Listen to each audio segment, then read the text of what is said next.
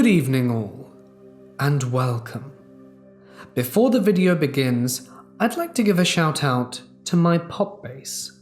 Popbase is this really cool little app where I put loads of content out for you guys to enjoy.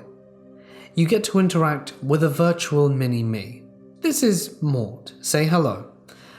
You get to play around with him and do loads of fun little activities with new content dropping every day. It'd be really cool if you guys would check it out, and it does help support me as a creator. So if you want to take a peek, see what it's all about, do so. The link is at the top of the description. Let me know what you think. It's free, by the way. But without further ado, it's time to get comfortable. Grab your headlamps and let the darkness take control. I'm a 20-year-old female, and I live in a very religious state and grew up in a very religious household, but I myself have never been religious nor spiritual. I'm an atheist, horror enthusiast, and the paranormal has just never been something that scared me, but always something that's interested me. My hood rat friends and I love to go and explore abandoned towns and buildings. I've been doing this since I was 16 and never had any scary encounters other than some rats and raccoons. This past summer, my friend suggested we go visit one of our state's oldest cemeteries that's about 30 minutes up a canyon I live right next to. As we entered the tiny town and maybe 30 very old houses, he took me down a separate street to show me an old abandoned schoolhouse. Normally we would get out and go explore, but it was the middle of the day and raining heavily, so we just passed by. There's a plaque on the top of the school that reads 1904 and is surrounded by other very old abandoned cabins. All of the entryways were boarded up, and it appeared that there was no way in. It was an absolutely beautiful building, and I was very intrigued. The next night, I decided to go back up there with another friend of mine. We both get off work super late, so we didn't even end up heading up there until about 1:30 a.m. The drive up the canyon was fine. We listened to music and joked the entire time. But the second we turned onto the road leading us to this small ghost town, I felt sick to my stomach. I honestly can't even explain the exact feeling that I felt, other than pure terror and dread. I kept trying to write it off as general anxiety from driving so far in the dark. But as we got closer to school, the worse the feeling became. As we approached the building, I nervously suggested that we just drive around and see the building 360. As we did, I looked down at one of the doors that were completely boarded off the night before, and one door was open. Mind you, it had been raining for the past 48 hours. There was no way that someone would have went down there and opened that door. We pulled up down the street of the school next to one of the much older, very abandoned cabins. Reluctantly, I got out the car and locked the door. I thought that maybe I was overreacting and that I just needed to take a Xanax or something and calm down. But when I looked at my friend, I could tell he was very uneasy as well. Very out of character for the both of us. We started walking up the street towards the schoolhouse. The feeling in my stomach got worse, and before I knew it, we were standing on the road in front of the schoolhouse. I looked down at my feet, about to step onto the grass. Every single fiber in my body was telling me not to step into the property. I'd never felt this feeling this strong before. I've never been this scared in my life. I wrapped my arm around my friends and forced myself to step onto the grass, even though I knew I shouldn't have. I started to walk around outside the building, just to get a closer look of the outside.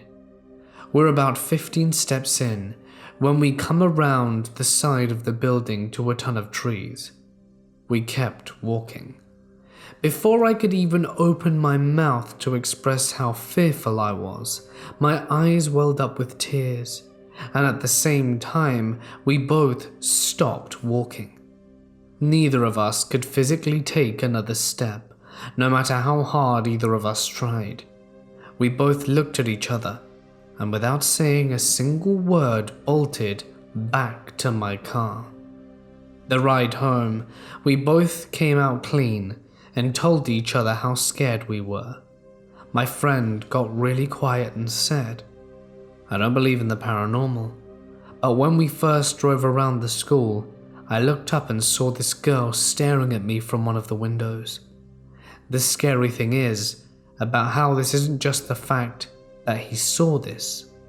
There's little to no information about this town whatsoever, but the one only thing I found on the school were 2 separate Facebook posts, one saying, "I wanted to go in and explore this building, but as I drove towards it I got such a bad feeling I had to turn around and leave," and the other, "I felt like I was being watched the entire time.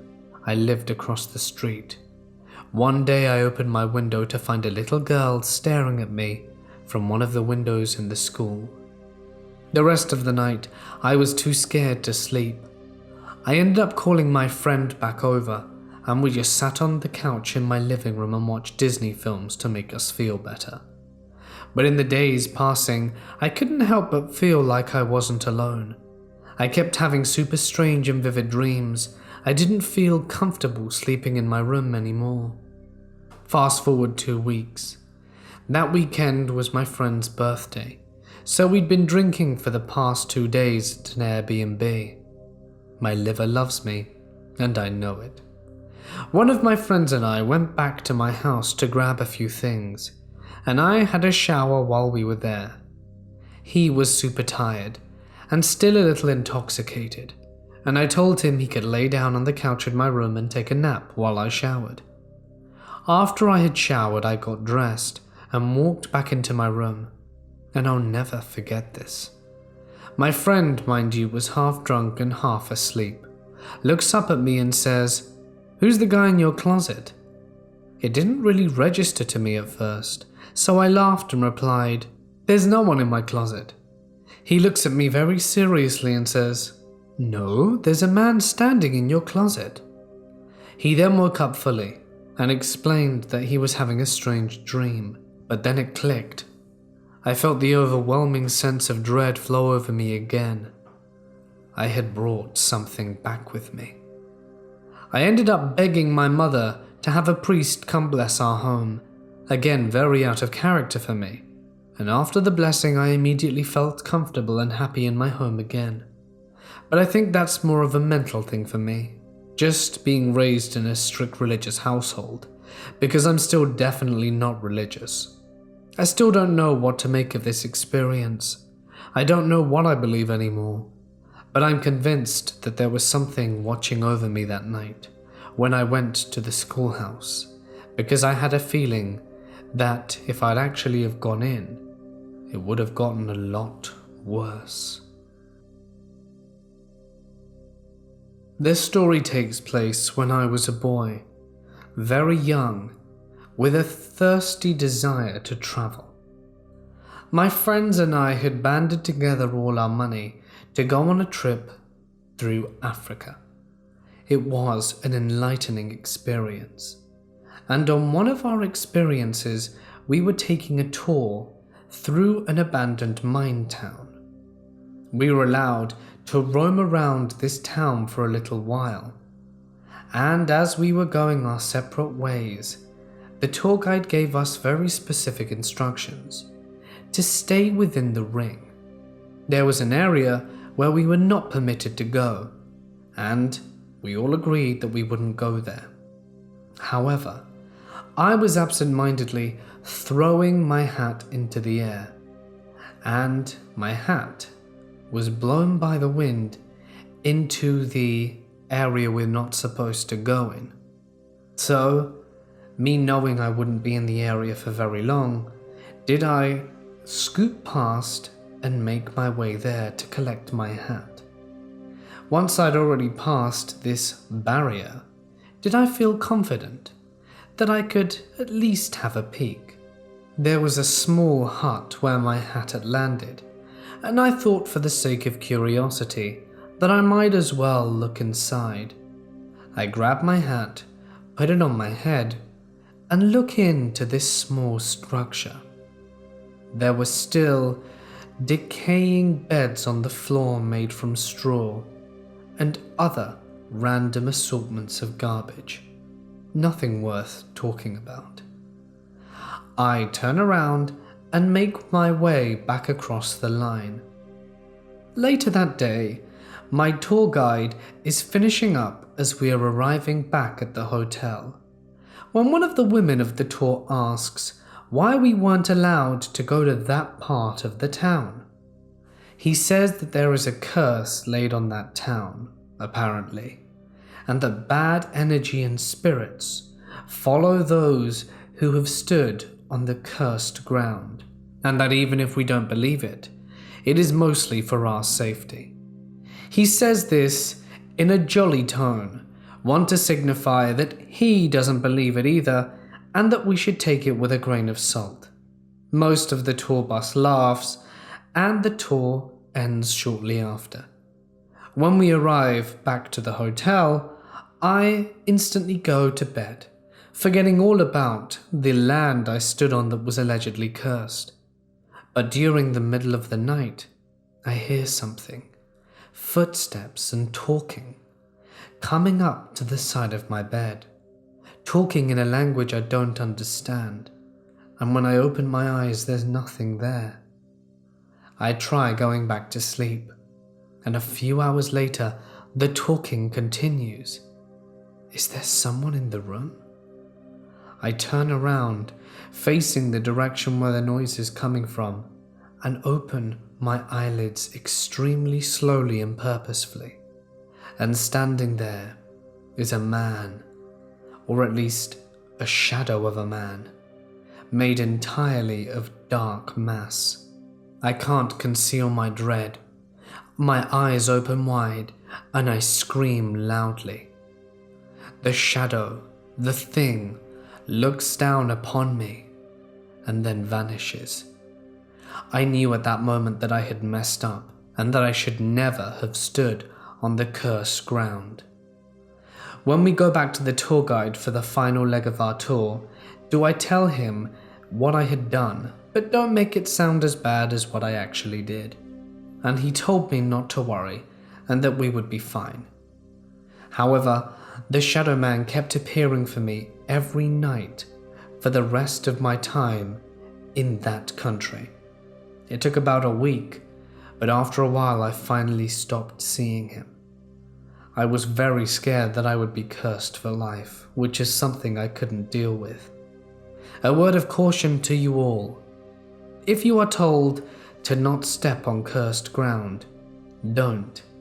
The consequences are severely spooky. So my cousin and I thought it would be a good idea to visit a ghost town that was located nearby. We had heard stories from other relatives saying they saw a woman and a daughter in a dress standing or walking by the side of the road. Whenever they'd pass her, their cell phones would either die or completely lose signal, and one of my cousins said his car stopped working as soon as he passed the woman. 7 of us got into a big van and went to the ghost town to see if all the paranormal activity was true. We were talking and laughing in the van, making fun of the people who did get scared of the town and that they were just probably imagining things. None of us had been to a ghost town before, and we didn't know when we would reach it. As we crossed a bridge that led to the ghost town, the scenery completely changed. A huge fog appeared out of nowhere and covered the whole town and bridge. The laughter in the van died, and it was dead quiet, because we knew we had entered the ghost town area. We parked the van on a dirt road that was a little further than the entrance to the ghost town. We turned off the car and closed all the windows and just sat there looking into the dark, empty houses. It felt as if the houses were full of ghosts, just looking at the van, as if we had invaded their space. The atmosphere was so tense, and after 5 minutes of just sitting there in the dark, the driver of the van suddenly turned the car on and drove out. We all wondered why he'd left so suddenly, and we asked him, but he wouldn't answer us. He parked at a nearby gas station, and his face was extremely pale. He finally started talking and said he saw a little girl walking behind one of the houses, coming towards the van. He was so scared. You could see him trembling. He ran inside the gas station, and the cashier saw his pale face, and surprisingly, he just asked the driver if we'd just come back from the ghost town. We told the cashier that we did, and that our driver supposedly saw a little ghost girl. The cashier told us that he had passed by the town a few times and saw the same thing. He advised us that if we wanted to experience something paranormal, we should wash the car down with those little window wash things that they have at gas stations. We thought this was a good idea, so we all went out and washed the car. We washed the top of the car, the sides, the doors and the windows and all the mirrors, washed all the windows inside the car, and we took paper towels and completely dried the car inside and out. We were at the gas station parking lot for a good 10 minutes, talking to see if we were going to go back to the ghost town or just go home. We agreed to switch drivers and head back. We went back onto the dirt road and travelled into the centre of town. We sat in the van for 15 minutes, just looking out for signs of a girl or signs of activity in the houses. I can't explain how tense the atmosphere was.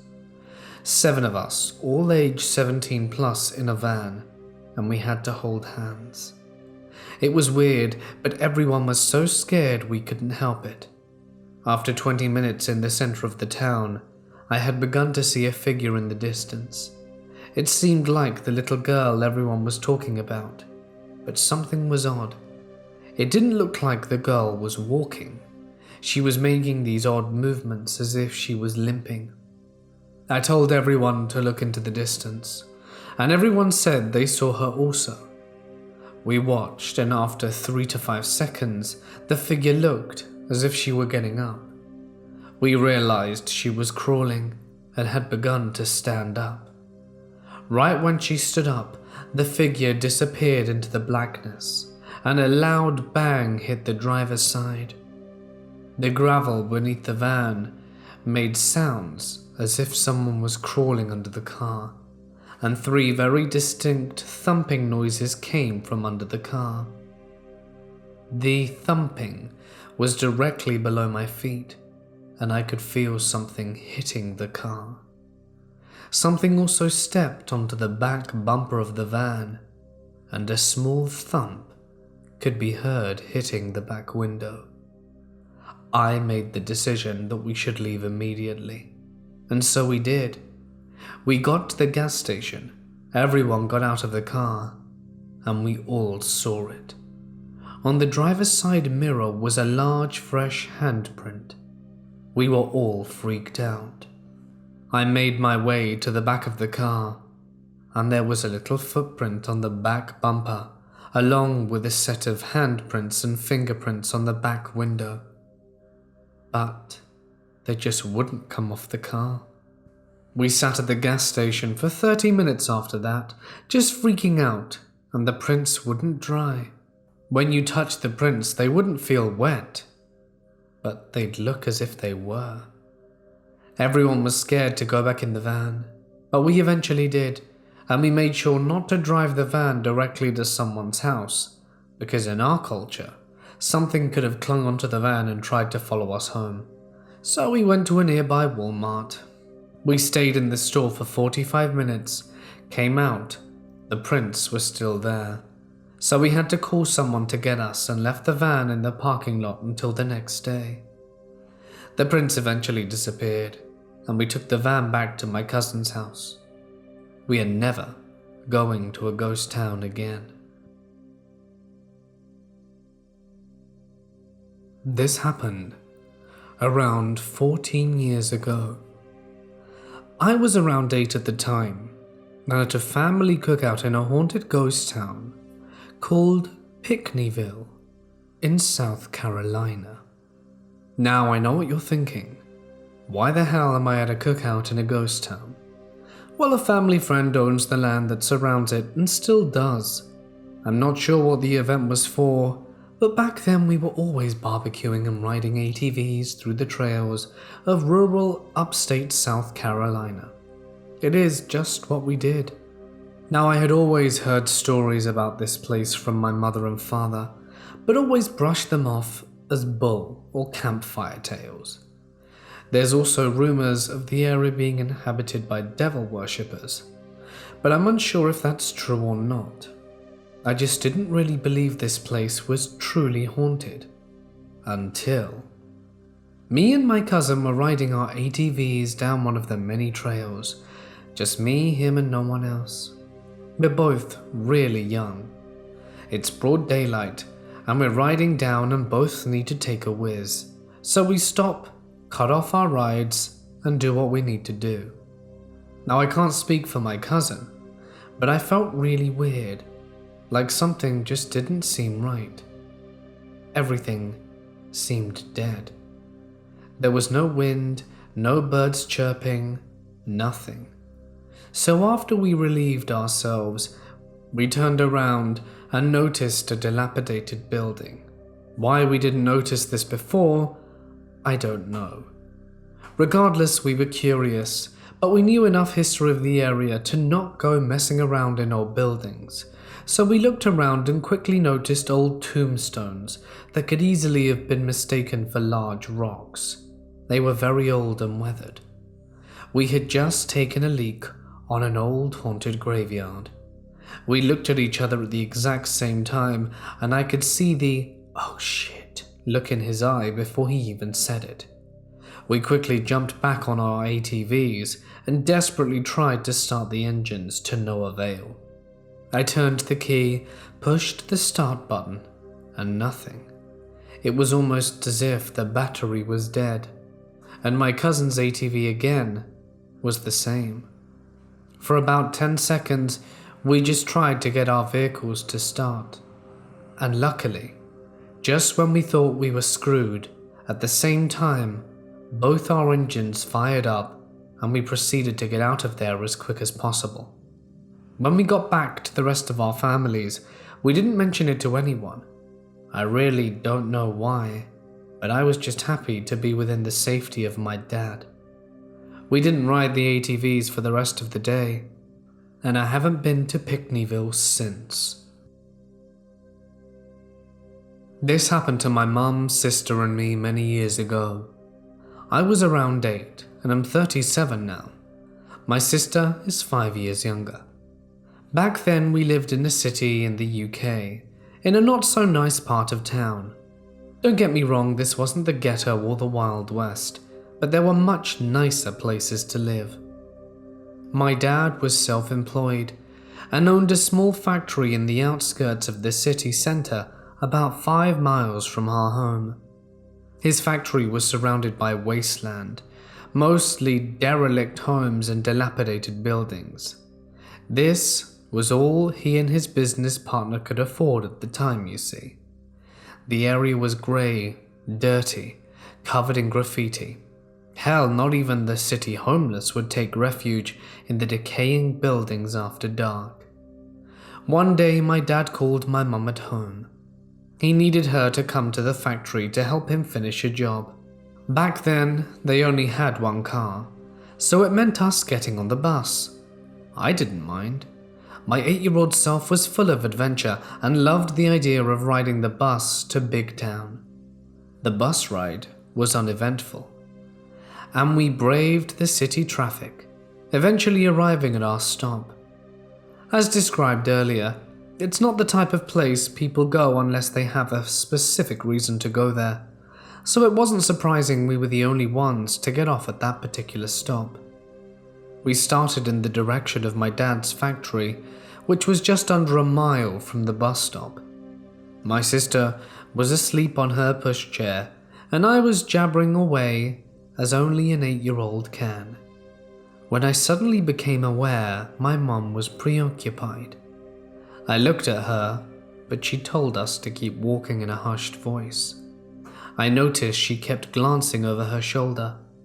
I slowed down to take a look, but she tugged my arm and told me to carry on going. I remember feeling anxious as my mum walked faster, the pushchair bumping over the uneven paving slabs and my legs struggling to keep rhythm. Then I heard him. First the footsteps, clumsy and heavy, then his low, rasping voice. He was muttering incoherently, having a conversation with himself. Suddenly my mum crossed the road, holding my arm tightly while steering the pushchair with one hand. He crossed the road too. My mum cursed under her breath, and after a minute or so we crossed back again. Whenever you think you're being followed, there's always the nagging doubt you are just being paranoid. So when we crossed the same road for a 4th time in 5 minutes, with Creepy McCreepy person still hot on our tails, still muttering the occasional shout, we knew full well this guy was following us. This was back in the late 80s, so no mobile phones, no internet, and no text messaging. You really were off the grid. By now I could feel the adrenaline radiating from my mum. We were approaching a T-junction, and my dad's factory was around the corner to the left, about 400 yards down the road. If you didn't know where it was, you would assume we were heading further into the concrete ghost town. As we turned the corner, my mum told me to run as fast as I can and get my dad. I could hear my mum and the pushchair thundering behind me. My heart was pounding in my ears as I ran like our lives depended on it. My feet crunched on some broken glass, but I didn't dare slow down. I could see the small road ahead leading to the car park of the factory. I knew what I had to do. I shouted for my dad as loudly as I could. My throat was burning as I gulped for air, as hot tears stained my red cheeks. I burst through the door crying. My dad heard and came out running. I didn't need to say anything. He grabbed the nearest object and ran out the door across the park. I stood looking out the doorway, sobbing heavily, watching my dad sprint across the car park. Relief washed over me as I saw the pushchair round the corner. My mum told my dad that we were being followed and pointed in the direction we had come from.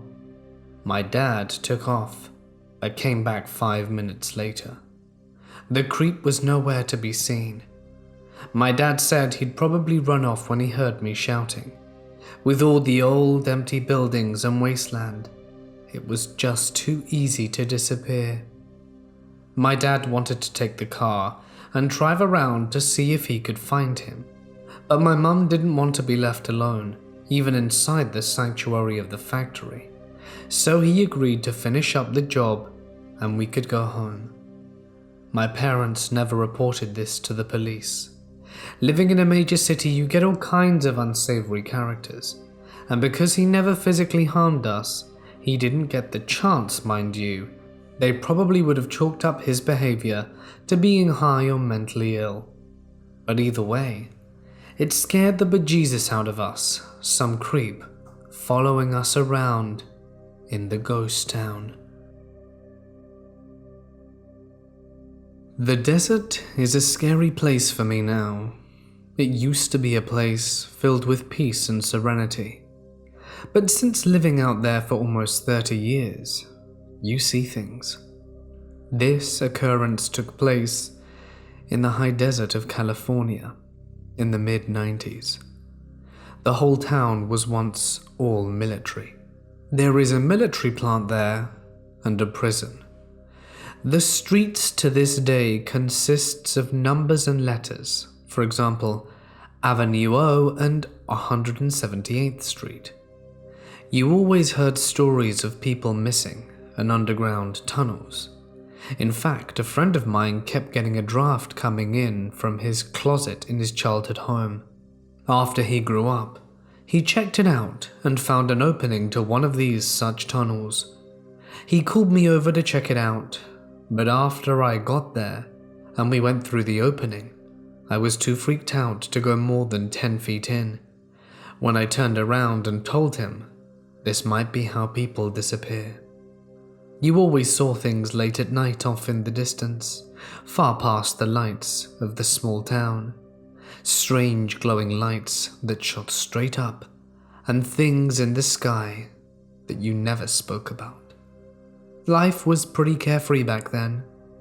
If you wanted to visit though, you would have to drive down long desert roads and sometimes end up coming home late at night in the pitch black because there were no streetlights. I remember coming home late one night with my boyfriend at the time and another friend, and we pulled over for some reason. Something compelled me to get out of the car and look to the stars. We were in the middle of nowhere, but we could hear what sounded like machinery and muffled clanks from metal. We all started looking around, but didn't see anything. Just then, we felt a vibration under our feet. I crouched down on the street and put my ear to the ground. It was coming from under us. We all listened intently and heard far down voices, but couldn't make out what was being said. We all stood up and were discussing what it might have been when we saw a small red light on the horizon that was getting closer. We piled into the car and got out of there. We only shared this with a few friends, and they had experienced the same thing. A year later, I told a friend that I had started a small business hauling, but there was a big job, so I needed to borrow a trailer. He said he had a few so I could use one, and that I should go back to his property to check it out. It was just starting to get dark when he pulled out his new toy. It was military-grade night vision binoculars. He told me to wait until it got dark to leave, because he wanted to show me something creepy. I was all in. Later we walked towards the back of his property, looking out at nothing. No lights, no roads, nothing but the barren desert. He pointed the binoculars east, and oh my, there were people out there coming out of the ground and moving around. What the hell am I looking at? He told me his family called them ground dwellers, and they're located in various parts of the desert. It gave me the heebie-jeebies, and needless to say, I never went to his house after dark again. At one point, we were living in a mobile home park past Avenue F. There was a huge tree in my yard left by the former renter. The only way to get up into it was a hole that was cut into the floor with a door on it. Under that was a rope ladder. One night I was sitting on the porch drinking a cup of tea when I heard something move up in the treehouse, and then a head popped up. It was a lady and her husband hiding. Clearly, I thought they were on drugs. I told them to come down from there, but they didn't want to. It wasn't until I threatened to call the authorities did they cautiously comply, looking all around, not wanting to be seen. By now, there's a small group of my friends and nosy neighbors gathering around, and I saw that she was terrified by something, so I asked them to come in. I made them something to eat and waited for her to calm down. She pulled out these papers. They were drawings and schematics. They looked like legal documents with government letterhead. Some of them had embossed seals and had smoke damage, even a few burnt around the edges. She told me that they were checking out this place off Barrel Springs Road. There were 2 or 3 cinder block structures there. I knew them well. A few years back I happened upon that place, and a black truck rushed down to greet me with guns drawn. She said the same thing happened to her, but she was in one of the structures, so she grabbed some of the things and her husband ran. I went over these pages and felt very uneasy reading them. Like, this was stuff people get killed over if you got out. Stupidly, I said, "Why don't you just give them back?" She said they had been running, and everywhere they went they saw a black car or van with government places showing up, just sitting there watching them. Well, I really didn't want to get too involved, especially after reading what I did. It wasn't too big for me, and I will take what I saw to the grave. So I packed them a lunch and told them they could sleep in the treehouse for the night. They did, but were gone early next morning. After that, we started seeing black vans parked on our lonely road facing the house. At one point, I even went up to one of them, but they took off as soon as I knocked on their blacked-out driver's window. Lots of unexplained things happened out there in the desert. You don't see much of it now, I think because there are more lights and people, well-lit towns and camera phones pointing in every direction. There weren't cell phones to call for help back then. I remember one time a few years later. It was a fun day. Some friends and I were in this stupid little red car called a Yugo that seemed to be on its last legs most of the time. This is where my friend's uncle told him that there was a whole abandoned town far west of the Mojave Desert, and that there were things just left there all over the place. We were so dumb. It took us a long time to get out there, and if you ask me to try and find it now, I don't know if I could. I wasn't driving, not that I would ever want to. Thinking we were lost a few times, we started seeing things.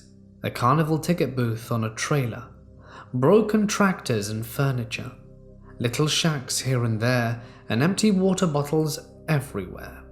There wasn't a store or place of business for many miles. I wondered how anyone could even survive in a place like this. And that's when we saw it. It was long and looked like a single wide mobile home, if you could even call it a home. It was between 60 to 80 feet long, and it was raised with the siding going all the way to the ground. It looked like something from a horror movie. It had windows lined all the way around the front of the house with old frayed curtains still hanging up and blowing in the desert breeze. There were open sections of missing siding, exposing the darkness under the house. There were dusty cars with their front doors and trunks open cans and trash all over the place, and a small fire pit in the middle of all of this.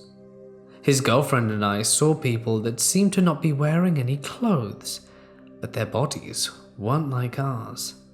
They were inside that house and were watching us from the windows and from the open spaces under the house. They were following us, and we were driving the length of the house.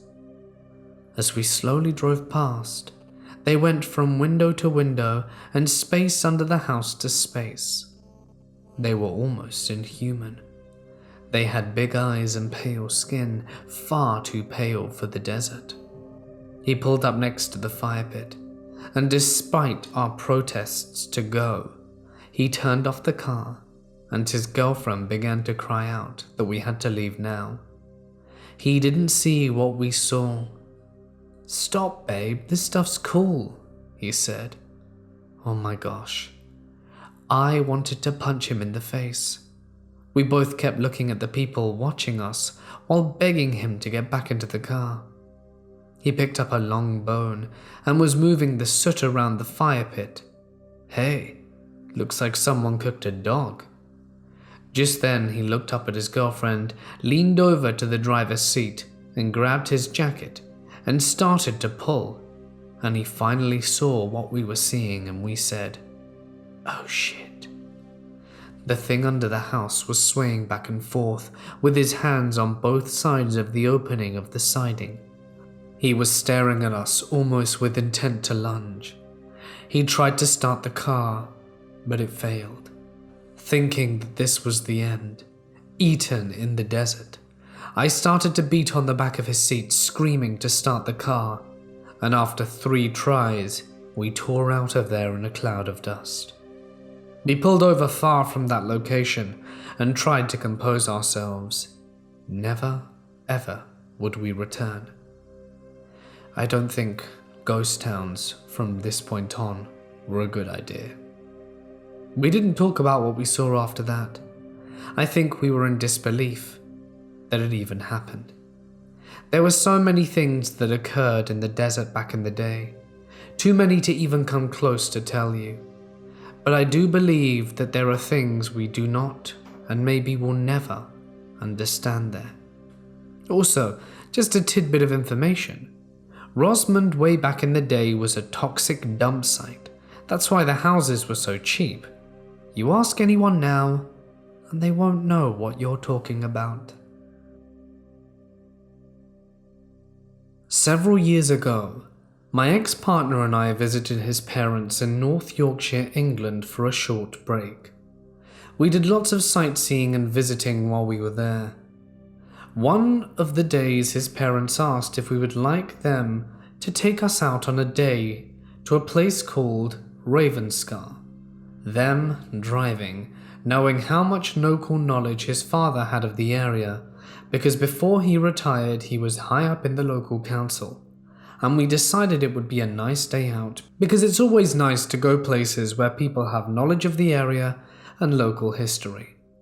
Ravenscar has quite a bit of history going back to being a Roman signal station, but more recently in the late 19th and earlier 20th century, they tried turning it into a holiday resort like Scarborough, which isn't too far away.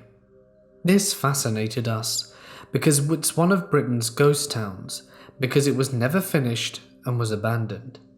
However, I must add at the time of us going there, we knew nothing apart from the bit of information his father gave us. Anyway, when we were there, he drove us around the site slowly. When the finished roads showed us points of interest, like complete pavements, drains, areas marked out where hotels and houses were going to be built, but just never were. Just like driving around a small housing estate, where the roads and pavements were finished, but the buildings were never built. It was fascinating and quite eerie. There's also a mine, and old brickwork as well as an abandoned railway line. Anyway, now the weird bit. Several years later we visited again, this time taking my children. We thought it would be fun to take them there and show them a bit of local history, and let them run around. We told them all about it and some of the things that they would see.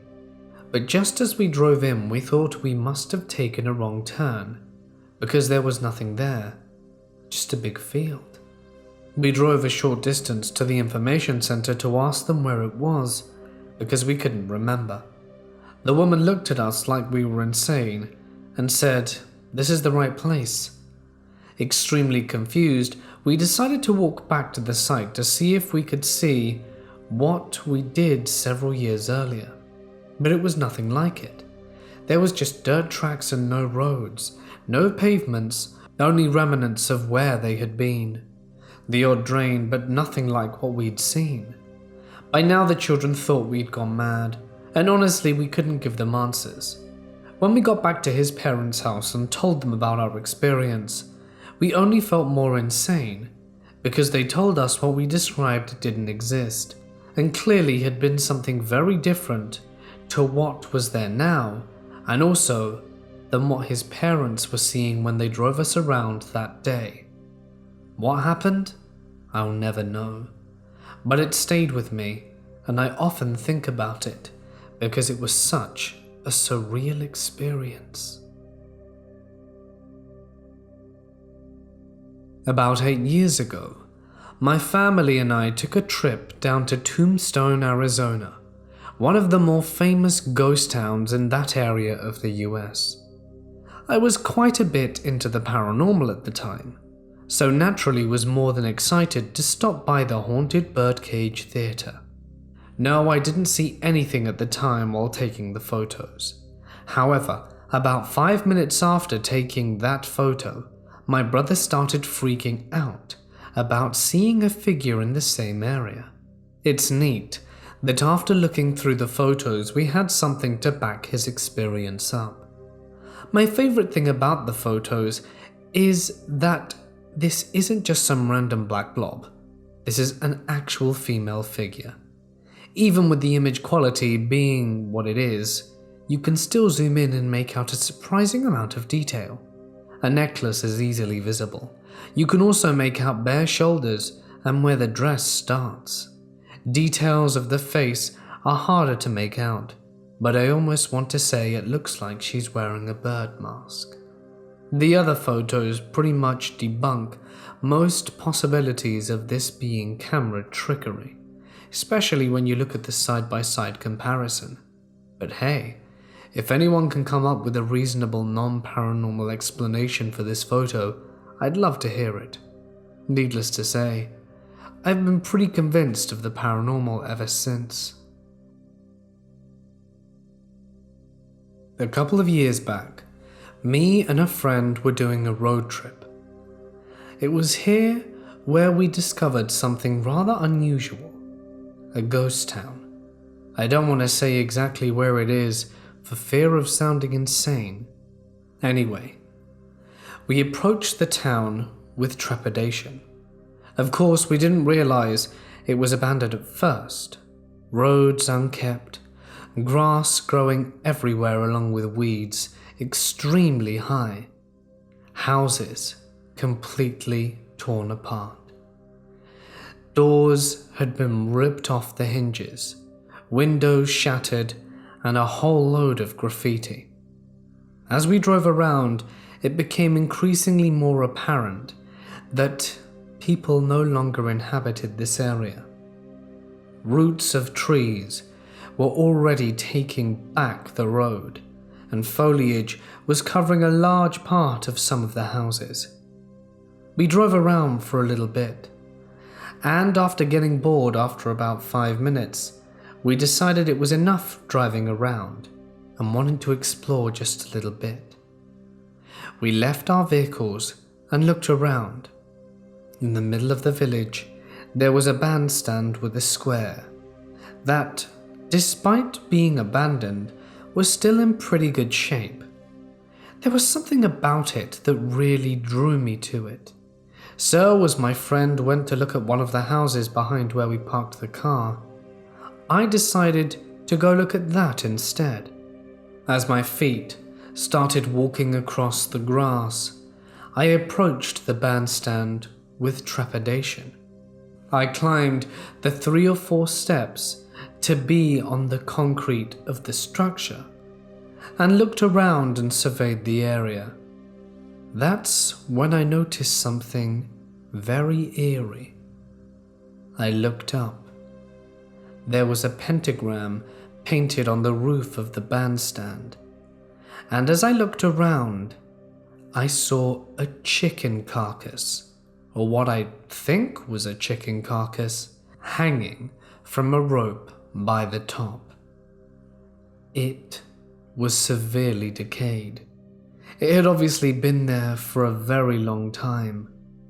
The meat was partially still on it, blackened and disgusting.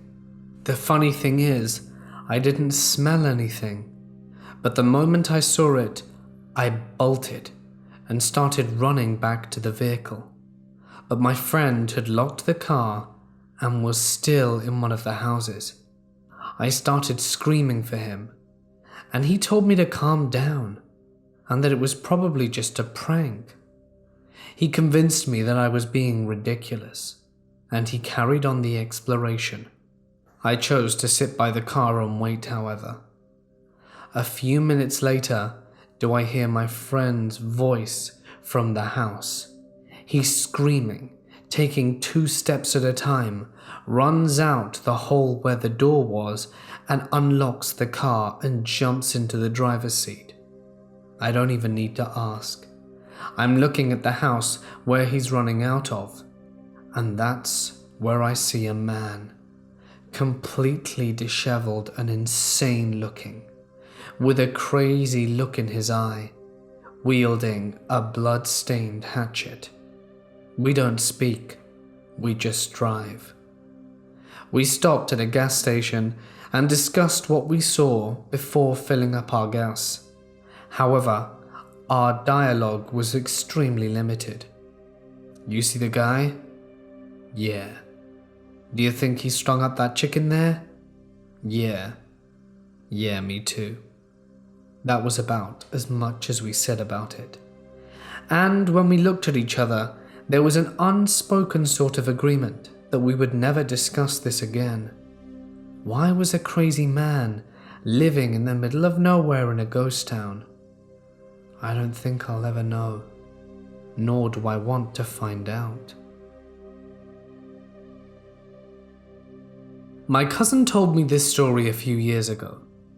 He was insisting I never tell anyone because they would think he's crazy. My cousin Jesse lives in Mexico. He comes over sometimes, and he always has another cousin called Johnny, who works with a small flower delivery company. It was Friday around 6 p.m. Jesse and Johnny were hanging out together playing games when Johnny's cell phone rings. It was his boss from the flower delivery company. Apparently they had received a late order and they needed Johnny to deliver. Johnny told Jesse if he wanted to go with him, and Jesse agreed. They arrived picking up the flowers and a paper with the address so they knew where to deliver the flowers to. It's a small town about 25 miles from Johnny's house. When they arrived to the address, there's no one in sight. It started getting a little dark, so they decided to cruise around the small abandoned town, then check out the house again to see if maybe the people had arrived home. They arrived back to the addresses and still nothing, no lights whatsoever. The only lights they had were the car headlights. Across the street, there was a man who appeared to just be stood in darkness. The only part the lights would reveal was his waist and nothing else. Johnny asked the man if he knew the owners and what time they'd be back. The man told them the owners would be back in any minute, but not once did he step into the light. Johnny then told the man if he would leave the flowers in his care and when the owner arrives if he could give them to them. The man gladly accepted. As the man approached the car, Jesse said something made both of them look down at the man's feet. He said that at that moment he was filled with terror, as where the man's feet were supposed to be were large black hairy hooves.